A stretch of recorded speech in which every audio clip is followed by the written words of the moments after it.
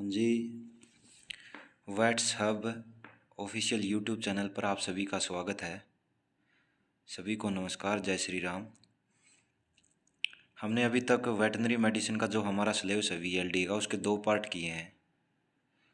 उसके अंदर हमने अभी तक बैक्टीरियल डिजीज़ को कंप्लीट कर लिया है। उससे पहले जो बेसिक टर्मिनोलॉजी है उसको कंप्लीट कर लिया। आज हमारा ये तीसरा पार्ट होगा जिसके अंदर हम वायरल और प्रोटोजोन डिजीज़ के बारे में पढ़ेंगे।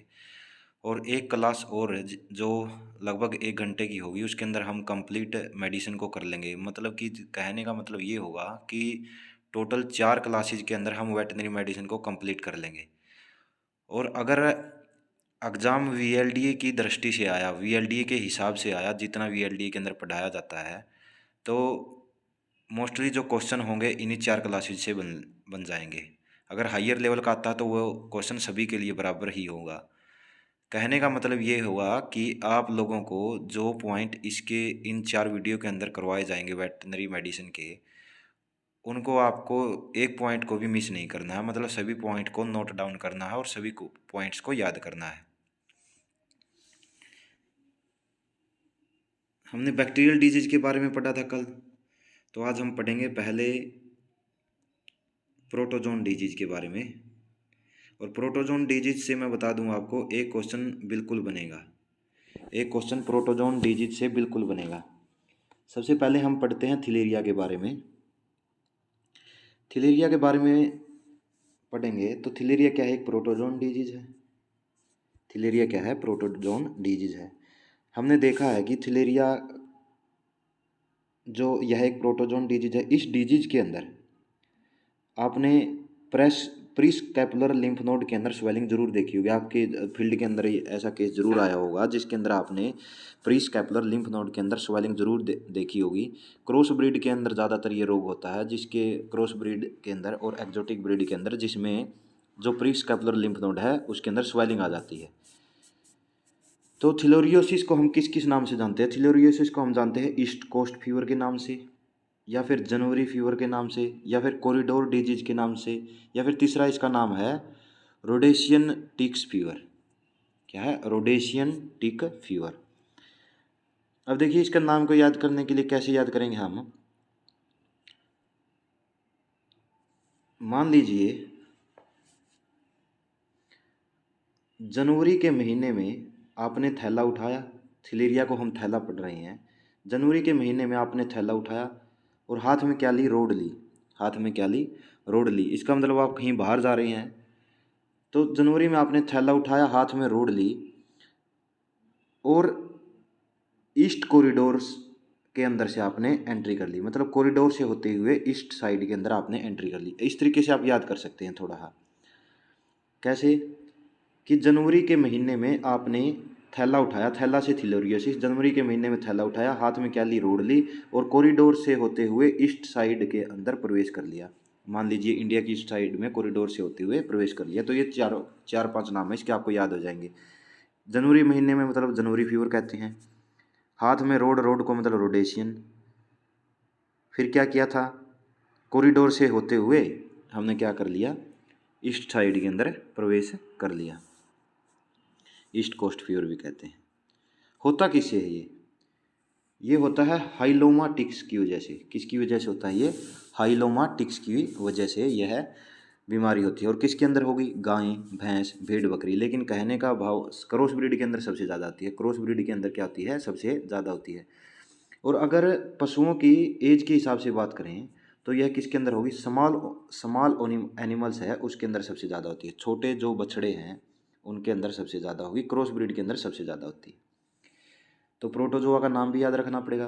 पहला है थिलेरिया एनुलाटा। थिलेरिया एनुलाटा किसके अंदर होगा? कैटल। कैटल के अंदर किसकी वजह से? थिलेरिया एनुलाटा। तो कैसे याद रखेंगे कि अगर मान लीजिए किसी के घर पे पशु नहीं है, तो आप जा रहे हो तो आप क्या बोलोगे उसके? कि तुम कैटल कब लाता? कब लाता? तुम कैटल कब लाता? मतलब यार तुम गाय को कब लाता? लाता मतलब एनुलाटा। या फिर याद कर सकते हैं, काऊ एक है तो उससे पहले क्या लगेगा? एन। तो एन काऊ, एनु लाटा, ऐसे याद कर सकते हैं। इसके बाद सीप के अंदर आप याद रख सकते हैं, सीप का जो साइंटिफिक नेम है उसके अंदर ओवी जाता है, तो ओवी से याद कर सकते हैं। गोट को भी याद कर सकते हैं क्योंकि इसके अंदर हिरकी आता है, कैपरा हिरकस। जो मोस्ट इंपॉर्टेंट क्वेश्चन थिलेरिया ब्रीड से बनता है, सॉरी थिलेरिया डिजीज से बनता है, वो ये है, Koch blue bodies. Koch blue bodies theileria रोग के अंदर, थिलेरिया रोग के अंदर कैटल्स के अंदर किसकी वजह से होता है? थिलेरिया एनुलाटा की वजह से होता है। थिलेरिया रोग के अंदर कोच ब्लू बॉडीज बनती है, जो इसका एक मेन सिम्टम है। एग्जाम के अंदर क्वेश्चन आएगा कि कोच ब्लू बॉडीज किस डिजीज के अंदर बनती है, तो आपको याद रखना कोच ब्लू बॉडीज किसके अंदर बनेगी? थिलेरिया के अंदर बनेगी। याद कैसे रखेंगे कि कोच जब आता है स्टेडियम के अंदर आता है कोच, वो क्या लेके आता है? थैला लेके आता है। तो कोच ब्लू बॉडीज थिलेरिया थैला लेके आता है। कोच क्या लेके आया था? थैला लेके आया था, थिलेरिया। इसके बाद जो कोच ब्लू बॉडीज बनती है प्रोटोजोआ की, यह प्रोटोजोआ की एक स्टेज होती है, प्रोटोजोआ की एक स्टेज होती है जिसका नाम क्या है? साइजोंट स्टेज। साइजोंट स्टेज प्रोटोजोआ की एक स्टेज होगी जिसको बोलते हैं साइजोंट स्टेज। और यह क्या होगी? मल्टी न्यूक्लियर होगी। कौन सी स्टेज होती है? यह एक मल्टी न्यूक्लियर स्टेज होती है, और इसी के अंदर क्या बनता है? कोच ब्लू बॉडीज बनती है। प्रोटोजोआ की एक स्टेज होती है जिसके अंदर प्रोटोजोआ के अंदर मल्टी न्यूक्लियस बन जाता है, और वह स्टेज कौन सी होती है? साइजोंट स्टेज होती है, जिसको साइजोंट स्टेज बोला जाता है। और वहीं उसी स्टेज पे क्या बनते हैं? कोच ब्लू बॉडीज बनती है। कोच क्या लेके आया? थैला, थैला से थैलेरियसिस। और यह टोटल जो स्ट्रक्चर है ये किसके अंदर बनेगी? डब्ल्यूबीसी के अंदर बनेगी। डब्ल्यूबीसी के अंदर बनेगी। एक मेन पॉइंट इंपॉर्टेंट, यहाँ पर भी इंपॉर्टेंट लिख रखा है, यहाँ पर भी इंपॉर्टेंट, मतलब कि प्री स्कैपुलर लिम्फ नोड के अंदर स्वेलिंग, ये भी मेन सिम्टम। एक मेन सिम्टम ये हो गया, और एक कोच ब्लू बॉडीज, ये कन्फर्मेटरी डायग्नोसिस हो गया। और यहाँ पर प्री स्कैपुलर लिम्फ नोड होगा, ये भी कन्फर्मेटरी डायग्नोसिस, या फिर हम कह सकते हैं हमने डायरेक्ट डायग्नोसिस कर लिया इसका। देखा, जाकर हाथ लगा कर देखा, प्री स्कैपुलर लिम्फ नोड सूजी हुई है, तो हमने कहा कि थिलेरियोसिस हो सकता है। क्रॉस ब्रीड के अंदर सबसे ज़्यादा होता है। इसके बाद इस बीमारी के होने के बाद इसके अंदर जो लक्षण आते हैं वो क्या क्या होंगे, टोटल बात करते हैं। अगर प्रोटोजोआ के कारण हो गया, इसका मतलब क्या है? कि टेम्परेचर हाई होगा, हाई टेम्परेचर होगा। हाई टेम्परेचर होगा इसका मतलब क्या है? उसकी मजल क्या हो जाएगी? सूख जाएगी, ड्राई हो जाएगी। ड्राई हो जाएगी मतलब पशु ऑफ फीड हो जाएगा। पशु ऑफ फीड हो गया तो क्या होगा? पशु के अंदर डलनेस भी आ जाएगी। और जो पशु के अंदर हाई टेम्परेचर होता है उसके कारण पशु की जो आंखें हैं वे लाल हो जाती है। क्या हो जाती है? रेडनेस आ जाती है आंखों के अंदर। जैसे ईंटों का रंग होता है उसी की तरह ही आंखों का रंग हो जाता है थिलेरिया के अंदर पशु का। अब देखिए ओफिड है, ओफिड होगा तो इसका मतलब क्या है? पशु के अंदर कॉन्स्टिपेशन भी हो गई। कॉन्स्टिपेशन, या फिर पशु अगर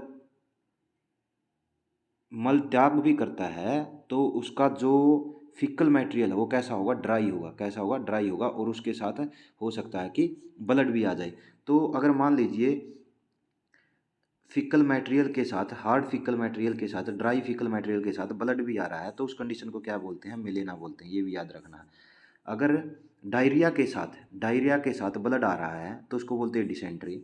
अगर फिकल मटेरियल के साथ ब्लड आ रहा है तो उसको बोलते हैं मेलेना। क्या बोलते हैं? मेलेना। इसको याद रखना। इसके अलावा अब हम करते हैं पशु की पोस्टमार्टम। मान लीजिए थिलेरिया की वजह से पशु की मौत हो जाती है और हम पोस्टमार्टम करें, तो पोस्टमार्टम में हमें क्या देखने को मिलेगा?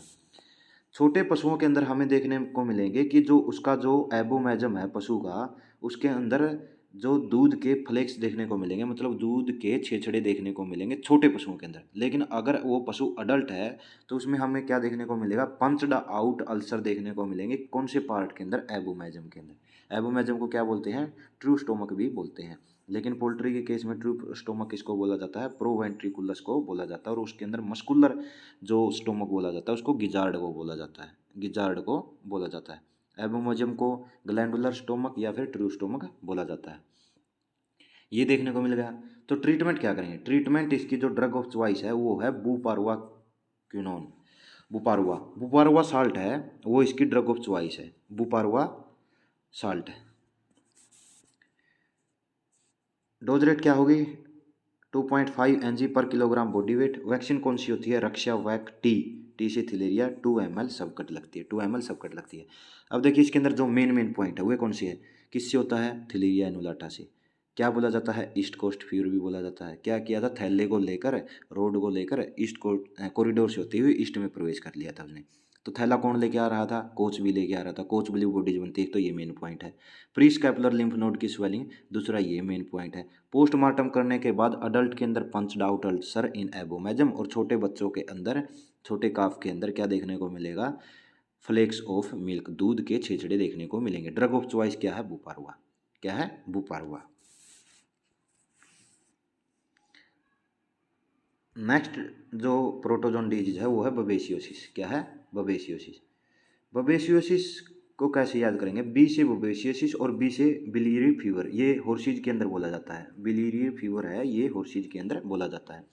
इसके अलावा तो कैसे याद करेंगे, जो प्यारा बेबी था, प्यारा बेबी था, उसने क्या देख लिया, प्यारा बेबी था, उसने बिल्ली देख ली और वो क्या हो गया, डर डर गया और पानी पीने चला गया। क्या था, कैसे याद किया कि बेबेशियस को कैसे याद करेंगे, बेबेशियस से बेबी याद रखिए। बेबी कैसा था, प्यारा बेबी था, उसने क्या देख लिया, उसने बिल्ली देख ली, और बिल्ली देखने के बाद उसको दया आई और उसने उसको पानी पिला दिया, ऐसे भी याद सकते हैं। या फिर देखने के बाद वह रेड हो गया, लाल हो गया। तो बबेशियोसिस, बेबी कैसा था, प्यारा था, प्यारा से पायरोप्लाज्मोसिस, इसको क्या बोला जाता है, पायरोप्लाज्मोसिस। उसने क्या देख ली, बिल्ली, तो बिलीरी फीवर भी बोला जाता है इसको। फिर उसने क्या किया, वह उसको बिल्ली को देखकर क्या हो गया, रेड हो गया, इसको क्या बोला जाता है, रेड वाटर फीवर भी बोला जाता है। कल हमने पढ़ा था एक रेड वाटर डिजीज, वो बोला जाता है किसको, बैसिलरी हीमोग्लोबिन यूरिया को बोला जाता है रेड वाटर डिजीज। और रेड वाटर फीवर बोला जाता है बेबेसिस को, क्योंकि इसके अंदर जो टेम्परेचर है वो ज़्यादा होता है, फीवर ज़्यादा होता है। और इसका नाम क्या होगा, टिक्स फीवर, चिचड़ी बुखार भी बोलते हैं। और टेक्सास फीवर, जो कि यूएसए के अंदर एक शहर है टेक्सास, इसके कारण इसको टेक्सास फीवर भी बोला जाता है, बवेशियोसिस को। होता किसकी वजह से है, ये होता है बवेशिया बाईजेमिना। कैसे याद रखेंगे, बी से बवेशिया, बी से बवेशिया, किससे होता है, बवेशिया बाईजेमिना से, बवेशिया बाईजेमिना से। यह जो प्रोटोजोआ होगा, इसकी शेप कैसी होगी, इस प्रोटोजोआ की शेप होगी पीयर शेप्ड प्रोटोजोआ होगा। याद रखिए, यह जो प्रोटोजोआ है बबेशिया बाईजेमिना, ये कहाँ पर मिलता है, आरबीसी का प्रोटोजोआ है। क्या है, आरबीसी का। लेकिन हमने पीछे वाला पढ़ा था थिलेरिया, वह है किसका था, डब्ल्यूबीसी का, वह डब्ल्यूबीसी का था। और बबेशियोसिस का कौन सा है, आरबीसी का है, आरबीसी का है। इंटरसेलुलर है। तो इस प्रोटोजोआ का जो ट्रांसमिशन है वो कैसे होता है, काटने से होता है। टिक्स वगैरह जैसे ही काटेंगे तो उसके कारण क्या हो जाएगा, इसका ट्रांसमिशन हो जाएगा। अब देखिए लक्षण क्या आएंगे, मान लीजिए इस प्रोटोजोआ ने आरबीसी के अंदर प्रवेश किया। आपको पता है बवेशियोसिस के अंदर मेन सिम्टम क्या है कि पेशाब के अंदर, पशु के पेशाब के अंदर खून का आना मतलब कि आरबीसी का क्या हो रहा है, लाइसिस हुआ है। तो इसका मतलब इस प्रोटोजोआ ने आरबीसी के ऊपर अटैक किया होगा। तो यह प्रोटोजोआ कहाँ पर जाता है, आरबीसी के अंदर जाता है, और आरबीसी की क्या कर देता है, लाइसिस कर देता है, आरबीसी को तोड़ देता है। और फिर जैसे ही इसने आरबीसी को तोड़ा, रेड ब्लड सेल को तोड़ा, तो इसका क्या हो जाएगा, टेम्परेचर बढ़ जाएगा पशु का। टेम्परेचर बढ़ गया तो इसका मतलब पशु को क्या हो गया, हाई फीवर हो गया। तो आरबीसी का लाइसिस होने के कारण क्या हुआ, जो पशु को जो पेशाब आ रहा है वो कैसा आ रहा है, पशु को पेशाब आ रहा है वो कैसा आ रहा है, कॉफ़ी कलर्ड पेशाब आ रहा है, कॉफ़ी कलर्ड पेशाब आ रहा है, कॉफ़ी कलर कॉफ़ी कलर पेशाब आ रहा है। आरबीसी का लाइसिस हुआ है, आरबीसी का लाइसिस हुआ तो इसका मतलब पशु के अंदर हाइपोक्सिया की कंडीशन भी पैदा होगी, और पशु को क्या होगा, एनीमिया भी होगा, एनीमिया होगा, और हीमोग्लोबिन यूरिया होगा, हीमोग्लोबिन यूरिया, ऑक्सीजन की कमी होगी, पशु का दम घुट जाएगा, उससे क्या हो जाएगी, पशु की मौत हो जाएगी। ट्रीटमेंट कैसे करेंगे, ट्रीटमेंट करेंगे हम इसका बैरनील से, जिसके अंदर साल्ट का होगा डाइमानिजिन एसीचुरेट, जिसकी डोजेज होगी 2.7 से 7 mg पर किलोग्राम बॉडी वेट। क्या क्या पॉइंट किए मेन बबेशियोसिस के अंदर, बबेशियोसिस के अंदर क्या क्या पॉइंट किए, सबसे पहले याद रखिए 3 बी थे, बी से बबेशियोसिस, बबेशिया बाईजेमिना से हुआ था। फिर हमने क्या किया, बेबी क्या था, प्यारा था, तो पायरोप्लाज्मोसिस बोला गया। क्या देख ली, बिल्ली, तो बिलीरी फीवर किसके अंदर बोला जाता है, घोड़ों के अंदर बोला जाता है। फिर क्या हो गया, वो रेड हो गया तो रेड वाटर फीवर। क्या बोला जाता है, चिचड़ी बुखार, तो टिक्स फीवर। कहाँ पर होता है, टेक्सास शहर में होने के कारण इसको टेक्सास फीवर भी बोलते हैं, ये याद हो गया। इसके बाद सिम्टम के अंदर क्या था, बोवेशियस के अंदर हाई टेम्परेचर हो गया था। उसके बाद haemoglobin urea coffee coloured urine देखने को मिला, आरबीसी का लाइसिस हुआ, ऑक्सीजन की कमी हुई, पशु का दम घुटा, ये इसके सिम्टम हो गए। और जो ड्रग ऑफ चॉइस थी वह कौन सी थी, डाइमिनाजिन एसिचुरेट इसकी ड्रग ऑफ चॉइस थी। नेक्स्ट जो डिजीज करेंगे वो हम करने वाले हैं सर्रा या फिर ट्रिप्स बोलते हैं, जिसको ट्रिप्स बोलते हैं या फिर ट्रिपनोसोमाइसिस बोलते हैं।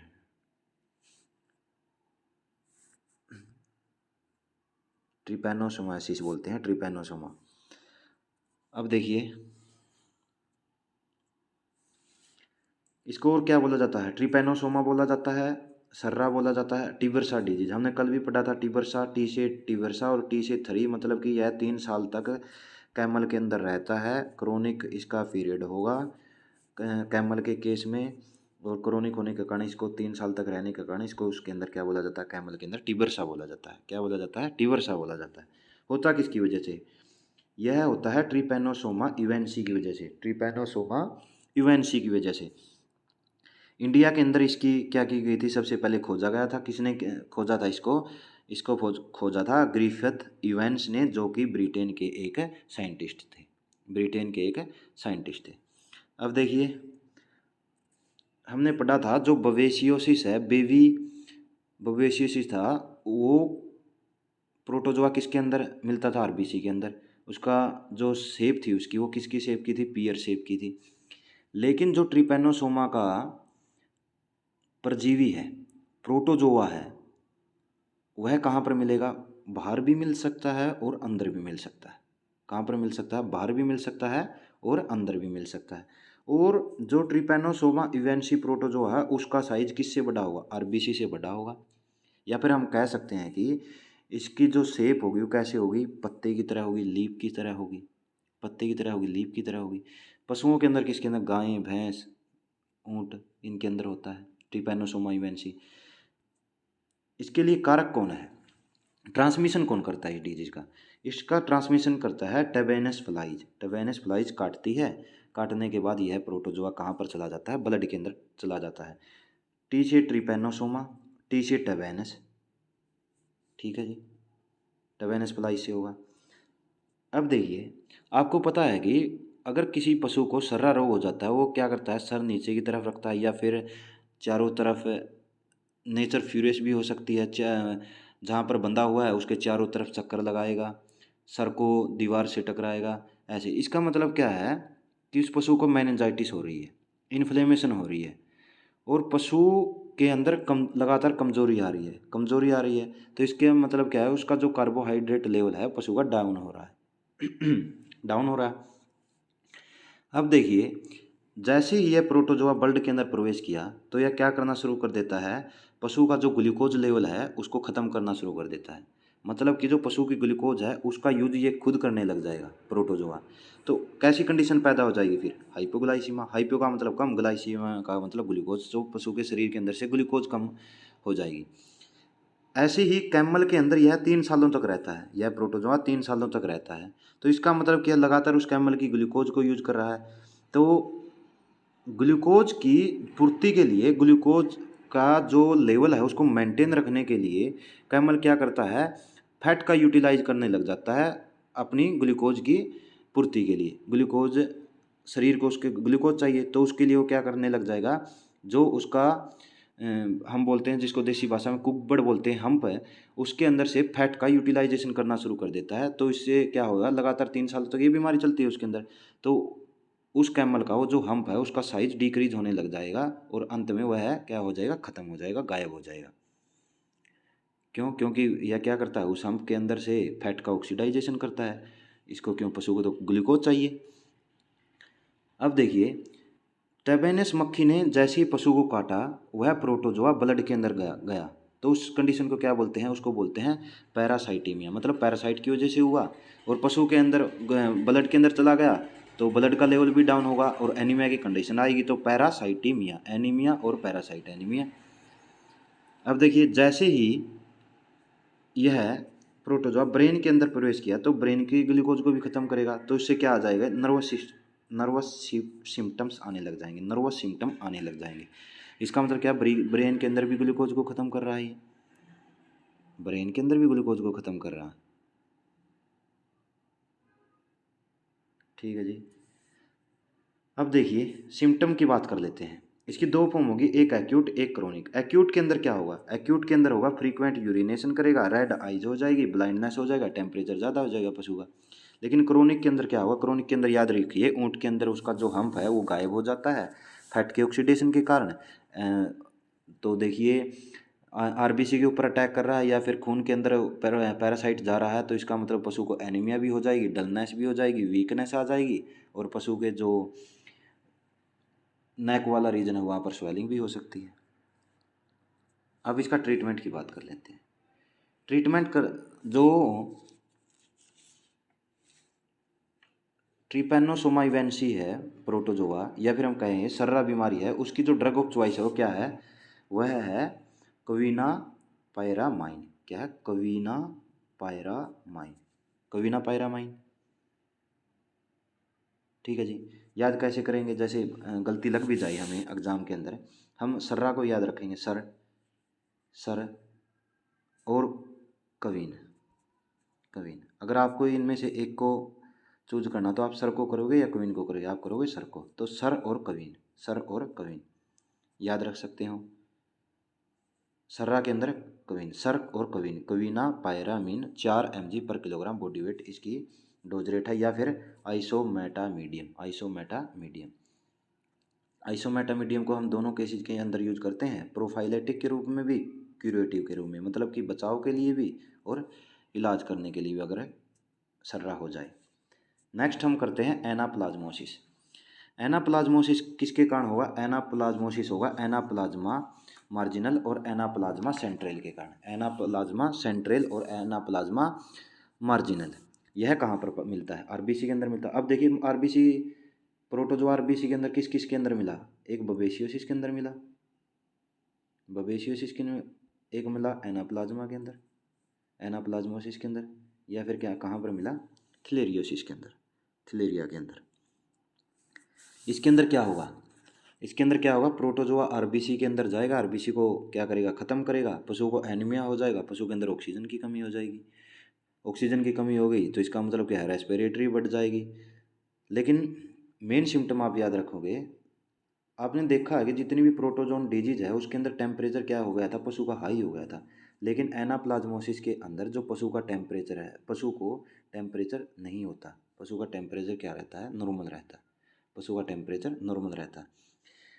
ये बीमारी होने के बाद अगर आप पोस्टमार्टम करोगे पशु को तो आपको क्या देखने को मिलेगा, स्प्लीनोमेगली देखने को मिलेगा। स्प्लीनोमेगली का मतलब क्या है कि जो स्प्लीन है उसका आकार बढ़ जाता है। तो ऐसी ही कंडीशन हमने कल देखी थी एक डिजीज के अंदर, जिसका नाम क्या था, एंथ्रेक्स, एंथ्रेक्स, जिसके लिए हमने एस्कोली टेस्ट किया था, एस्कोली टेस्ट किया था। वहाँ पर क्या देखने को मिली थी, स्प्लीनोमेगली। और क्या हो जाता है, लीवर है उसका क्या हो जाएगा, साइज बढ़ जाएगा, लीवर का साइज बढ़ जाएगा, और जो पशु का खून है वो कैसा हो जाएगा, पतला हो जाएगा। ट्रीटमेंट कैसे करेंगे, ऑक्सीटेट्रासाइक्लिन से 10 mg पर किलोग्राम बॉडी वेट, अगर किसी भी एंटीबायोटिक की डोज रेट आए तो आप है 10 mg पर किलोग्राम बॉडी वेट लिख सकते हैं। या फिर हम या यूज कर सकते हैं बेरनिल, जिसके अंदर साल्ट होगा डायमिनोजिन एसिट्यूरेट। हमने पढ़ा है कि जो डायमिनोजिन एसिट्यूरेट है यह किसकी, बबेशियोसिस की क्या है, ड्रग ऑफ चॉइस है, बबेशियोसिस की क्या है, ड्रग ऑफ चॉइस है। थिलेरिया के अंदर क्या थी, बुपारवा क्विनोन। अब नेक्स्ट डिजीज हम करते हैं प्रोटोजोआ की, ये होगा लेशमेनियोसिस, जिसको हम क्या बोलते हैं, काला अजार बोलते हैं, या फिर डम डम फीवर भी बोलते हैं। मनुष्य के अंदर ज़्यादातर होता है या फिर कुत्तों के अंदर ज़्यादातर होगा, ये डॉग्स के अंदर ज़्यादातर होता है। जोनोटिक डिजीज है, किसकी वजह से होता है ये होगा डोनोवेनाई की वजह से, जो कि ये क्या है, सैंड फ्लाई है। डोनोवेनाई की वजह से आपको सिर्फ यही याद रखना है कि लेशमानियोसिस है, इसको काला जार बोलते हैं, डम डम फीवर बोलते हैं, कुत्तों के अंदर सबसे ज़्यादा होगी, और किसकी वजह से होती है, डोनोवेनाई की वजह से, दोनों हो जाएगी। लेशमानिया को ऐसे याद कर सकते हो, लेशमानियोसिस, लेस का मतलब लेंस, लेंस तो क्या हो गई, पशु के अगर आप लेंस बनवाते हो तो मान लीजिए किसी बंदे का नाम था काला, उसने क्या लगा रखे थे, लेंस लगा रखे थे। तो लेंस तो दोनों, दो आँखें हैं तो दो ही लेंस होंगे, तो दोनों आँखों पे लेंस होंगे, तो दोनों यहाँ पर इसके देखिए जो इसका प्रोटोजोआ है उसके अंदर दोनों आ रहा है। तो लेशमैनियस जो लेंस किसने लगा रखे थे, काला ने, काला नाम था बंदे का, दोनों आँखों में लगा रखे थे। और दम दम वो क्या कर रहा था, नाच रहा था, दम दम नाच रहा था। ठीक है जी। अब देखिए ट्रीटमेंट की बात करते हैं। ट्रीटमेंट किससे होगा, मैग्लोमाइन एंटीमोनियल से और लिथियम एंटीमनी से। अब नेक्स्ट करते हैं हम वायरल डिजीज़ के बारे में। वायरल डिजीज़ कैसे होती है कैसे नहीं।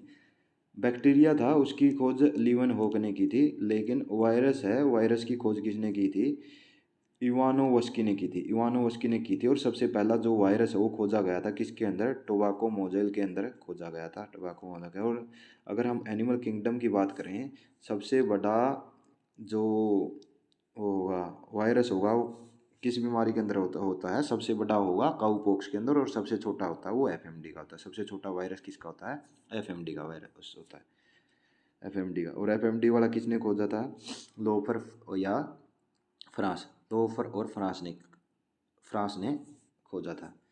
एफएमडी का किसने खोजा था, फ्रांस और लोफर ने।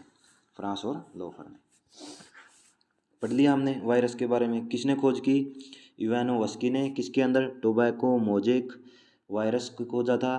पहला जो एनिमल वायरस खोजा गया वो कौन सा था, एफएमडी का था। कब खोजा गया, 1898 के अंदर। किसने खोजा, लोएफर और फ्रांस ने खोजा। और वायरस क्या होती है, लाइव और अलाइव के बीच की जो उनको दोनों को जोड़ने वाली जो कड़ी होती है वो क्या होगी, वायरस होता है। उसको क्या बोला जाता है, वायरस बोला जाता है। वायरस का कोई ट्रीटमेंट नहीं होता, ये अपने आप ही खत्म होता है। पहली जो डिजीज पढ़ेंगे जहाँ से एक बिल्कुल क्वेश्चन बनेगा, उस FMD, foot and mouth disease. और सबसे ज़्यादा अगर एनिमल से हानि होती है, हमें इसी रोग के अंदर सबसे ज़्यादा हानि देखने को मिलती है। पूरे भारत के अंदर बात करें तो सबसे ज़्यादा नुकसान है वो किस बीमारी से होता है, एफएमडी से ही होता है, एफएमडी से। तो एफएमडी के अंदर जो वायरस है वो कौन सा होगा, पिकोरना वायरस को क्या बोलते हैं, एफ्था या एफ्थस वायरस भी बोलते हैं। नाम अलग कौन से हो गए, इसको क्या बोला जाता है, एफएमडी को दूसरा नाम क्या है, एफ्थस वायरस। या फिर इसको क्या बोला जाता है, खुरपका मुंह पका बोला जाता है, या फिर खुरारा भी बोला जाता है, खुरकट भी बोला जाता है इसको, या फिर सुगुल्ला भी बोला जाता है। ये याद रखने की ज़रूरत नहीं है, एफएमडी को सिर्फ ये याद रखिए, खुरपका मुंह पका बोलते हैं, एफ्थस फीवर बोलते हैं, सिर्फ ये याद रखिए। होता किसके कारण है, पिकोरना वायरस या फिर एप्थस वायरस, ये मैंने बता दिया आपको। और सबसे छोटा जो वायरस है एनिमल के अंदर या फिर एनिमल किंगडम के अंदर वो कौन सा है, वो पिकोरना वायरस ये है। और सबसे पहले कौन सा खोजा गया था, वो खोजा गया था टोबैको मोजेक। और पशुओं के अंदर सबसे पहला जो वायरस खोजा गया था वो कौन सा था, वो एफएमडी का वायरस ही था, जिसको पिकोरना या फिर एप्थस वायरस बोलते हैं। अब देखिए जो पिकोरना वायरस है उसकी टोटल 7 स्ट्रेन इंडिया के अंदर है, टोटल 7 स्ट्रेन है। मतलब टोटली अगर पूरे विश्व की बात करें उसके अंदर 7 स्ट्रेन देखने को मिलती है। कौन सी COA, college of agriculture, Asia की सबसे बड़ी यूनिवर्सिटी, तो एशिया की सबसे बड़ी यूनिवर्सिटी एशिया 1, वहाँ पर सेट हो जाओ, SAT सेट 1, 2 और 3, सेट 1 और 2 और 3। देखिए 7 हो गई। अब देखते हैं कि किसकी वजह से हमारे इंडिया के अंदर ये सबसे ज़्यादा होगी। देखिए COA, कॉलेज ऑफ एग्रीकल्चर, सबसे पहले आया सबसे पहले क्या आया, सी की वजह से क्या होगा, कम होगा, ओ की वजह से ज़्यादा होगा, ए की वजह से कम होता है। सी की वजह से सबसे कम होगा, सी की वजह से सबसे कम, ओ की वजह से सबसे ज़्यादा, ओ की वजह से सबसे ज़्यादा होता है इंडिया के। अब बात कर लेते हैं हम, यह फैलता कैसे है। देखिए एफएमडी और HS की वैक्सीन हम करते हैं प्री मानसून सीजन से पहले, मतलब कि रेनी सीजन से पहले। क्यों, देखिए रेनी सीजन से पहले गर्मियाँ ज़्यादा होगी, टेम्परेचर ज़्यादा रहता है, जैसे ही बारिश आई टेम्परेचर एकदम से डाउन हुआ। तो इसका मतलब हम कह सकते हैं कि जब रातें ठंडी हो जाए या फिर नम मौसम के अंदर नमी आ जाए तब यह वायरस ज़्यादा एक्टिव हो जाता है।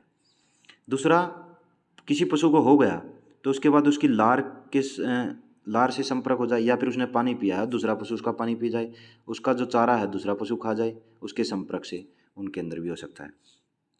अब हम बात करते हैं एफएमडी के सिम्टम्स के बारे में। एफएमडी के सिम्टम्स क्या हो गए? मुंह के अंदर छाले हो जाएंगे, पाँव के अंदर छाले हो जाएंगे। छाले हो जाएंगे तो फिर क्या होगा? मुंह से लार निकलेगी, मुंह से लार निकलेगी, तेज बुखार हो जाएगा। मुंह और जो खुर है उनके बीच में क्या हो जाते हैं? छाले हो जाते हैं, छाले हो जाते हैं। अब देखिए, पशु जब पशु की जीभ से या फिर हम कह सकते हैं मुंह से जब लार निकल रही है तो वहाँ पर एक आवाज़ सुनाई देखने को मिलेगी आपको, जिसको बोलते हैं आपको कैसी आवाज़ सुनाई देगी? चपचपाहट की आवाज़ सुनाई देगी, चपचपाहट की आवाज़ सुनाई देगी, और जिसको हम क्या बोलते हैं? स्मेकिंग साउंड बोलते हैं। एग्जाम के अंदर आ जाए कि स्मेकिंग साउंड किस रोग के अंदर हमें सुनाई देगी? किसके अंदर सुनाई देगी? स्मेकिंग साउंड किसके अंदर सुनाई देगी? एफएमडी के अंदर। और हमने कल पढ़ा था ब्लैक क्वार्टर के अंदर, ब्लैक क्वार्टर के अंदर पढ़ा था हमने चरचराहट की आवाज़। जब हमने ब्लैक वाटर के अंदर जो पीछे हाथ लगा कर देखा था, जहाँ पर बैक्टीरिया पनप रहा था, ब्लैक वाटर का बैक्टीरिया क्लोस्ट्रीडियम चौवाई, वो पनप रहा था, हमने हाथ लगा कर देखा तो वहाँ पर चरचराहट की आवाज़, या फिर हमने H2S के बारे में पढ़ा था, गैस गैंग्रीन के बारे में। इसकी सिक्वली क्या होगी? मान लीजिए रोग खत्म हो गया, उसके बाद भी कुछ उसके जो पीछे से सिम्टम छोड़ जाते हैं, उसको क्या बोलते हैं? सिक्वली बोलते हैं। सिक्वली के अंदर क्या होगा? एक पशु क्या है? हाँफता रहता है, जिसको क्या बोलते हैं? पांटिंग भी बोलते हैं, पेंटिंग या पांटिंग बोलते हैं। एक जो सिक्वली रह जाती है उसको बोला जाता है हिर्सुटिज्म। हिर्सुटिज्म का मतलब क्या है कि पशु का जो शरीर है उसके ऊपर जो हेयर्स है उसकी ग्रोथ क्या हो जाती है? बढ़ जाती है। मतलब कि जो बालों है उनकी वृद्धि बढ़ जाती है और बाल क्या हो जाते हैं? घने हो जाते हैं पशु के शरीर के ऊपर, जिसको क्या बोला जाता है? हिर्सुटिज्म। या फिर क्या हो सकता है पशु को? फुट रूट भी हो सकता। कल भी हमने पढ़ा था, इसको क्या पढ़ा था? ये नहीं पढ़ा था? पोडोरूमिनेंट्स, पोडोडर्माटाइटिस, पोडोडर्माटाइटिस फुट रूट के अंदर पढ़ा था। यह क्या है? इसकी ही सिक्वली है। दूध उत्पादन में कमी हो जाएगी। ट्रीटमेंट कैसे करेंगे? देखिए, वायरस का वैसे कोई ट्रीटमेंट नहीं होता, लेकिन फिर भी हम एंटीबायोटिक्स यूज करते हैं सेकेंडरी इन्फेक्शन को रोकने के लिए। वायरस अपने आप खत्म होगा। वायरस किससे ख़त्म होता है? यह वायरस ख़त्म होगा अगर टेम्परेचर ज़्यादा हो जाए, या फिर यह वायरस किससे ख़त्म होता है? पोटाशियम परमैंगनेट, जिसको बोला जाता है KMnO4 1% विलियन, KMnO4 1% विलियन। इसीलिए बोला जाता है जब FMD हो जाती है तो आप रेगुलरली पशु के जो मुंह है या फिर खुरों को लाल दुआई से धो दें। लाल दुआई बोला जाता है इसको। इसके बाद एंटीबायोटिक तो हम सेकेंडरी इन्फेक्शन को रोकने के लिए यूज करते हैं, लेकिन वो विषाणु है जो वायरस है उसके ऊपर तो काम नहीं कर रही वो एंटीबायोटिक। कहने का मतलब ये है कि जो FMD का वायरस है वो किससे ख़त्म होगा? लाल दवाई से ख़त्म होगा, पोटाशियम परमैंगनेट से, 1% विलियन से।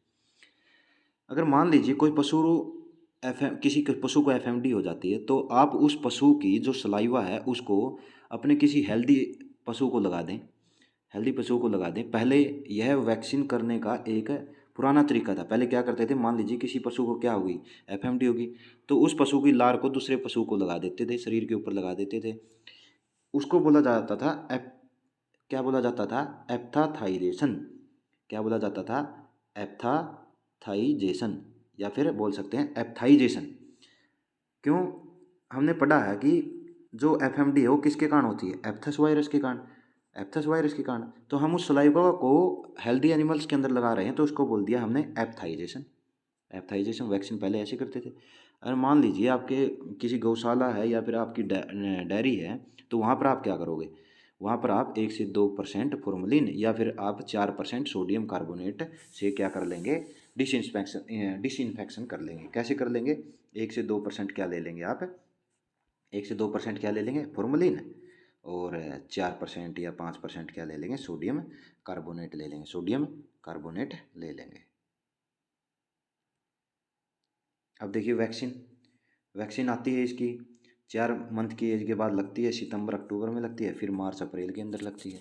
FMD आजकल कंबाइंड आ रही है FMD और HS की, जिसको 3 ml लगाया जाता है डीप इंट्रामस्कुलर मिड नेक के अंदर। लेकिन FMD अकेली लगती है किसके अंदर? शीप और गोट के अंदर।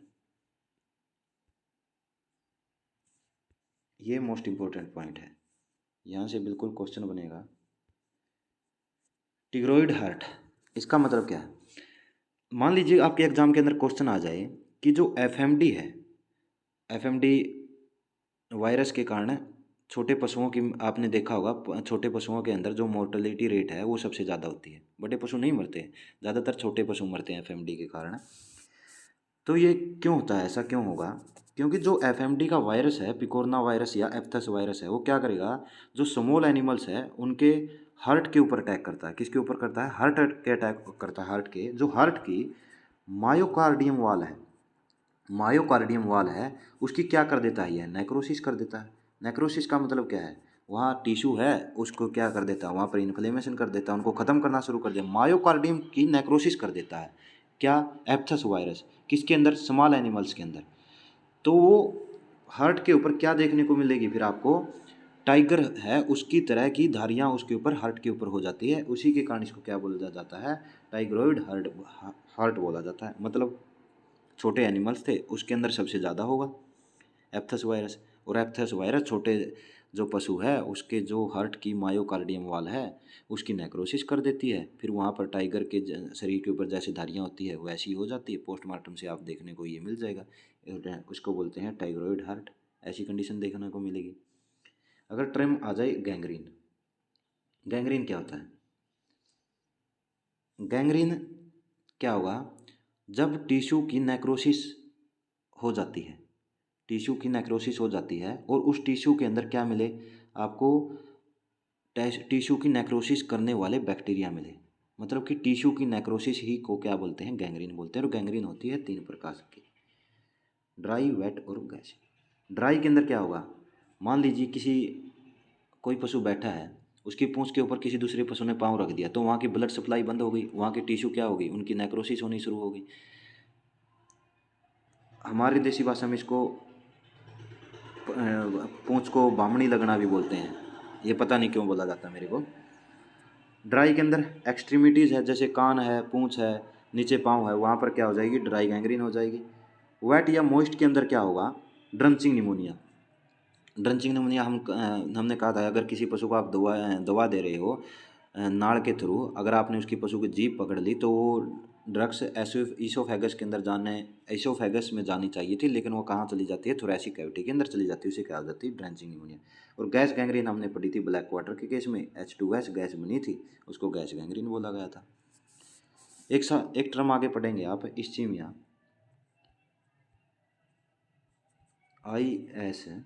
ISCHEMIA।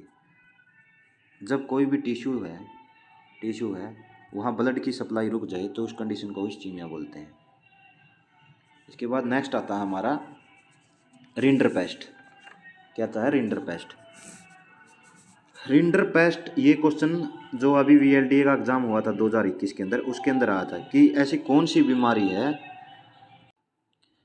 2021 का जो एग्ज़ाम हुआ था उसके अंदर यह क्वेश्चन आया था कि पशुओं की ऐसी कौन सी बीमारी है जो भारत से क्या हो चुकी है? ख़त्म हो चुकी है। उसका आंसर था रिंडरपेस्ट। रिंडरपेस्ट को हम दूसरा किस नाम से भी जानते हैं? कैटल प्लेग के नाम से भी जानते हैं। सबसे ज़्यादा पशुओं की मौत प्लेग से ही होती है। या फिर हम क्या जानते हैं इसको? बोवाइन टाइफस के नाम से जानते हैं। बोवाइन टाइफस के नाम से जानते हैं। और कल आपने पढ़ा होगा एक टर्म और, कैनाइन टाइफस। कैनाइन टाइफस हमने क्या क्या पढ़ा था? लैप्टोस्पाइरोसिस पढ़ा था। लपेटो, लपेटो क्या लपेटो? पराली लपेटो या फिर गन्ना लपेटो या फिर उसके मड लपेटो, उसको व्हील, उसे व्हील साफ कर दो, लपेटो। याद आ गया? कल कल पढ़ा था बैक्टीरियल डिजीज के अंदर, लेप्टोस्पाइरोसिस के अंदर। अब देखिए रिंडरपेस्ट को क्या बोल दिया? कैटल प्लेग बोल दिया, बोवाइन टाइफस बोल दिया। काऊ के अंदर सबसे ज़्यादा होती है। 2004 के अंदर हमारे यहाँ क्या हो गई? ख़त्म हो गई। एक प्रोग्राम आया था जिसका नाम था NPRE, national project on equine eradication. किसकी वजह से होता है? पैरामिक्जो वायरस की वजह से होता है। पैरामिक्जो वायरस की वजह से होता है, जो कि एक RNA वायरस है, या फिर इसको दूसरा नाम क्या बोला जाता है? मोरबिली वायरस बोला जाता है। याद कैसे करेंगे? रिंडर को पढ़ लीजिए, बिंदर, रिंडर या बिंदर। बिंदर के क्या पास क्या है? एक मोर है और एक बिल्ली है। मोर है और बिल्ली है, किसकी वजह से होता है? मोर बिल्ली की वजह से। इस रोग के अंदर ये देखिए, मोर्बिडिटी रेट और मोर्टिलिटी रेट क्या होती है? मोर्टिलिटी रेट होगी, मान लीजिए 100 पशु है, उनको कोई रोग हो गया, उन 100 पशुओं में से कितने पशु मरते हैं? 100 पशु है, मान लीजिए 50 पशु मर गए तो कितनी मोर्टिलिटी रेट हो गई? 50% हो गई।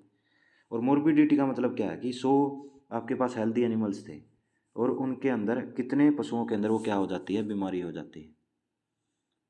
100 आपके पास स्वस्थ पशु है और उसके अंदर से आपके कितने पशु बीमार हो जाते हैं, तो उसकी क्या बोलते हैं, मोर्बिडिटी रेट बोल देंगे।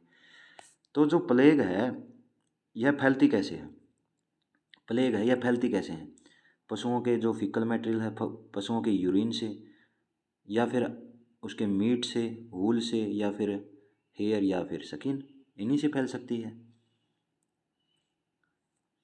अब देखिए जो कैटल प्लेग है उसकी वजह से जो सिम्टम्स आते हैं वो क्या क्या होंगे। पहला, पशु को क्या हो जाएगा, तेज़ बुखार हो जाएगा। बुखार हो गया तो इसका मतलब मजल सूख जाएगी, मजल सूख जाएगी, आंखें क्या हो जाएगी, लाल हो जाएगी। और जो फीकल मटेरियल है उसके साथ क्या आएगा, ब्लड आएगा, जिसको मेलेना बोला जाता है। और जो उसका माउथ है उसके अंदर क्या हो जाएंगे, वुंड हो जाएंगे, लार आने लगेंगी, पेट के अंदर दर्द हो जाएगा, ये क्या होगी उसके अंदर, गैस्ट्राइटिस हो जाएगा, गैस्ट्राइटिस, मेस्ट्राइट एंट्राइटिस हो जाएगा। मेलेना हमने पढ़ दिया कि जब फीकल के साथ ब्लड आ जाए। Enteritis inflammation of intestine, gastritis inflammation of stomach, ये टर्म होगी हमारी। अगर आप पोस्टमार्टम करते हैं पशु का तो आपको क्या देखने को मिलेगा, पशु को देखने को मिलेगा जो रेक्टम है, या फिर हम कह सकते हैं कि लार्ज इंटेस्टाइन के सिक्कम और कोलन पार्ट के जो ज्वाइंट पार्ट होता है वहाँ पर जेब्रा लाइनिंग मिलेगी पोस्टमार्टम के अंदर। ये इंपॉर्टेंट हो सकता है कि जेब्रा लाइनिंग रेक्टम के अंदर या फिर सिक्कम और कोलन के जंक्शन पर कब देखने को मिलती है, रिंडरपेस्ट के अंदर, कैटल प्लेग के अंदर, बोवाइन टाइफस के अंदर। हिंदी के अंदर इस रोग को पोंकना, पोंका या फिर पोंकनी भी बोला जाता है, पोंका या पोंकनी भी बोला जाता है। ट्रीटमेंट कैसे करोगे, फ्लूइड थेरेपी से, ब्रॉड स्पेक्ट्रम एंटीबायोटिक से, NPRE national project on rinderpest eradication 1992 में स्टार्ट हुआ था और 2004 के अंदर ख़त्म हो गया। 2004 को ये बीमारी ख़त्म हो गई थी। ठीक है जी। अब नेक्स्ट जो हम पढ़ेंगे वो है PPR रेंडर पेस्ट का ही यह एक रूप है जिसको सुडो रेंडर पेस्ट भी बोला जाता है, सुडो रेंडर पेस्ट भी बोला जाता है। और सुडो रूमिनेंट्स किसको बोला जाता है, वो बोला जाता है कैमल को। सुडो रूमिनेंट कैमल है और सुडो रेंडर पेस्ट है वो क्या है, PPR है। PPR है किसके अंदर होगा, सीप और गोट के अंदर।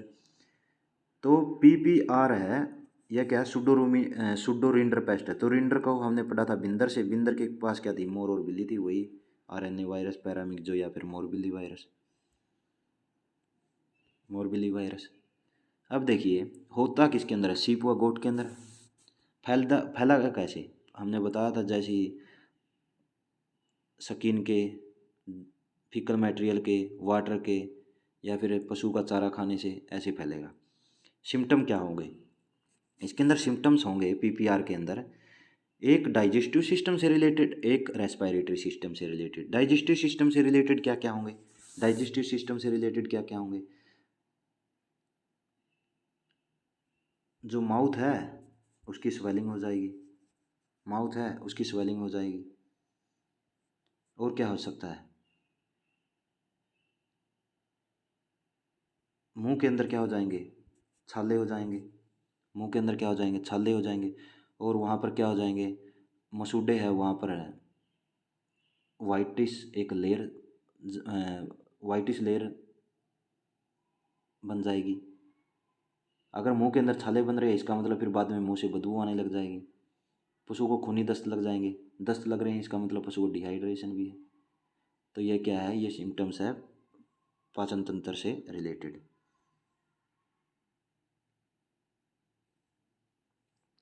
Swelling of mouth, stomatitis, swelling of lips, glossitis, नहीं स्वेलिंग ऑफ टंग, ग्लोसाइटिस, और स्वेलिंग ऑफ लिप्स, जीवाइटिस, इनको बोला जाता है।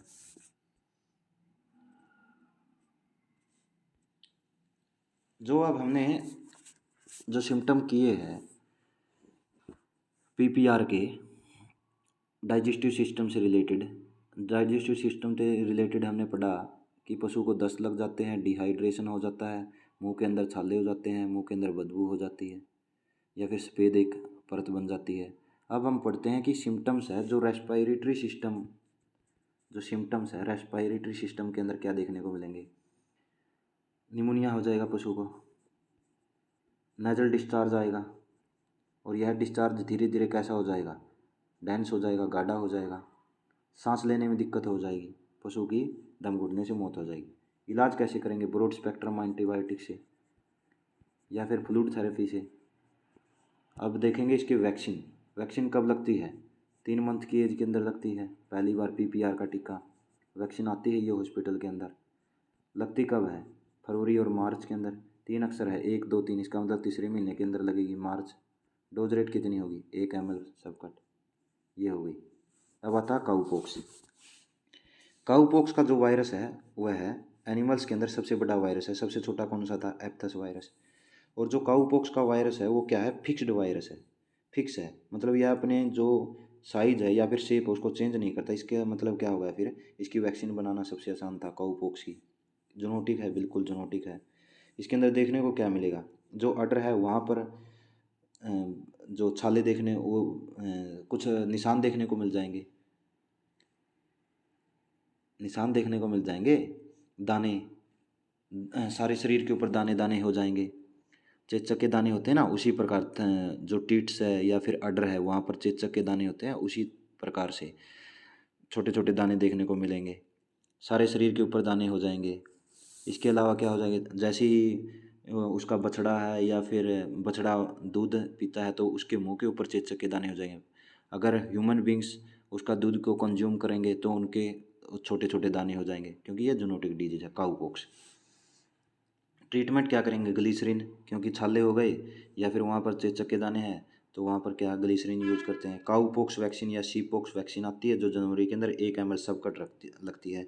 मान लीजिए किसी पशु के अंदर वायरस के कारण कोई बीमारी हो गई तो पशु का शरीर क्या बनाएगा, इंटरफेरोन बनाएगा, किसके अगेंस्ट, वायरस के अगेंस्ट। क्योंकि वैसे तो इसकी वायरस की कोई दवाई ही नहीं होती, मेडिसिन उपलब्ध ही नहीं होती, क्योंकि हम सेकेंडरी इन्फेक्शन को रोकने के लिए एंटीबायोटिक देते हैं। तो पशु का शरीर ही क्या बनाता है, वायरस के अगेंस्ट इंटरफेरोन बनाता है। और काउपॉक्स है वो 15-20 दिन के अंदर अपने आप ऑटोमेटिक ठीक हो जाती है, अपने आप ऑटोमेटिक क्या हो जाती है, ठीक हो जाती है। अब देखिए, मान लीजिए काउपॉक्स बफेलो के अंदर हो गया तो उसके अंदर किसकी वजह से होगा, बफेलो पॉक्स वायरस की वजह से। सीप के अंदर किसकी वजह से होगा, सीपॉक्स वायरस की वजह से। गोट के अंदर कैप्रीपॉक्स वायरस से। और ह्यूमन बींग्स के अंदर किससे होगा, स्मॉल पॉक्स या फिर चिकन पॉक्स, स्मॉल पॉक्स या चिकन पॉक्स। नेक्स्ट आती है हमारी, यहाँ से भी एक क्वेश्चन बनेगा, क्या आती है, रेबीज। देखिए रेबीज को क्या बोला जाता है, हाइड्रोफोबिया। हाइड्रो का मतलब क्या होगा, वाटर, फोबिया का मतलब उससे दूर भागना, डर लगना। फोबिया का मतलब होता है डर, जैसे अल्टीफोबिया, ऊंचाई से डर लगना। तो हाइड्रोफोबिया क्या होगा, जल से डरना। या फिर इसको क्या बोला जाता है, लाइजर डिजीज भी बोला जाता है, या फिर अलर्क डिजीज भी बोला जाता है, अलर्क डिजीज भी बोला जाता है। जूनोटिक डिजीज है, क्या है, जूनोटिक है, यह क्या है, डिजीज। और सबसे ज़्यादा किसके अंदर, भारत देश के अंदर रेबीज होता है। रेबीज का जो वायरस है उसको बोला जाता है रेवेडो वायरस, रेबोडो वायरस या फिर लाइजा वायरस। आर से रेबेडो, आर से वायरस। और जो रेबेडो है उसकी शेप कैसी होती है, बुलेट शेप होती है। और यह वायरस क्या होता है, फर्जाइल होता है। फर्जाइल, इसका कहने का मतलब क्या है, यह वायरस फर्जाइल होता है। इसका कहने का मतलब क्या है कि यह वायरस है, यह जल्दी ही नष्ट हो जाता है अगर टेम्परेचर ज़्यादा हो जाए, मतलब कि तेज़ धूप, हॉट वाटर, या फिर पीपी, कहने का मतलब लाल दवाई, या फिर बेसिक कोई भी विलियन हो, बेसिक कोई भी सॉल्यूशन हो, उसके अंदर यह जल्दी ही ख़त्म हो जाता है। मेन पॉइंट क्या है कि जो रेबीज का वायरस है वो ब्लड के अंदर नहीं मिलता, ब्लड के अंदर नहीं मिलता। किसके अंदर मिलता है, ये मिलता है सलाइवा के अंदर, सलाइवा के अंदर। ऐसा ही आपने, ऐसे ही पॉइंट आपने प्रोटोजोन डिजीज के बारे में पढ़ा था कि सभी प्रोटोजोन के अंदर टेम्परेचर हो रहा था, लेकिन एनाप्लाज्मोसिस के अंदर टेम्परेचर नहीं हो रहा था, बढ़ नहीं रहा था। तो रेबेडो वायरस है यह क्या करता है, यह जो वायरस है यह कैसा वायरस होता है, न्यूरोट्रोपिक वायरस होता है। क्यों, क्योंकि यह क्या करेगा, फिर नर्वाइन सिम्टम्स लेकर आएगा, न्यूरोट्रोपिक वायरस है। अब देखिए यह किसकी वजह से फैलता है, सलाइवा के माध्यम से फैलता है। मान लीजिए किसी पशु को कुत्ते ने काट लिया, उसको रेबीज थी, तो जो लार के अंदर वैडो वायरस था वह कैसा है वायरस, एक न्यूरोट्रोपिक वायरस है। वह ब्लड के माध्यम से स्पाइनल कॉर्ड से होते हुए कहाँ चला गया, ब्रेन के अंदर, और उसने क्या कर दिया, ब्रेन का पैरालाइज कर दिया, और वहाँ पर कैसी कंडीशन पैदा कर दी, एस्फाइक्सिया का मतलब कि है ऑक्सीजन की कमी हो जाना और पशु का दम घुटना, ऐसा काम कर देगा वो। सांस घुटने से पशु की मौत हो जाएगी। सिम्टम्स क्या क्या होंगे? सिम्टम्स होंगे एकदम से जो पशु है उसका जो बिहेवियर है वह चेंज हो जाएगा। पशु है दूसरे आर्टिकल्स या फिर वस्तुएं उसको देखने को मिलेगी, उसको खाने के लिए दौड़ेगा। पशु का टेम्परेचर बढ़ जाएगा, पशु आवाज़ें निकालने लग जाएगा, पशु की जो सेक्सुअल डिजायर है वो बढ़ जाएगी, पशु अपने मालिक को पहचानना बंद कर देगा। ये स्टेजेज हो सकती हैं। लेकिन डॉग्स के अंदर दो स्टेजेज होगी, एक होगी डम फॉर्म, एक होगी फ्यूरियस फॉर्म। फ्यूरियस के अंदर वह फ्यूरियस हो जाएगा, और डम फॉर्म के अंदर जो मेन पॉइंट है, मोस्ट इंपॉर्टेंट पॉइंट है, वो ये है, रेबीज के अंदर सबसे मोस्ट पॉइंट है कि प्रोलैप्स ऑफ थर्ड आईलिड हो जाता है डम फॉर्म के अंदर डॉग्स के केस में। और फ्यूरियस फॉर्म के अंदर क्या हो जाएगा, फ्यूरियस हो जाएगा, अधिक लार आएगी, जो भी चीज़ें मिलेगी उसको काटने के लिए भागेगा, मक्खी को कैच करने की कोशिश करेगा, पानी से डरने लगेगा। काऊ के अंदर सिर्फ एक ही फॉर्म आती है, डम फॉर्म। काऊ के अंदर सिर्फ क्या आएगी, एक ही फॉर्म आएगी जिसका क्या नाम है, डम फॉर्म। उसके अंदर क्या होगा, पशु मुंह खुला रखेगा, पशु के अंदर से आवाज़ें आएगी, पशु लड़खड़ा कर चलेगा, और पशु को क्या हो जाएगा, हाई फीवर हो जाएगा, और उसकी सेक्सुअल डिजायर क्या हो जाएगी, बढ़ जाएगी। तो पशु का जो रेबीज का केस है, अगर पशु को किसी रेबीज हो जाए तो उसके अंदर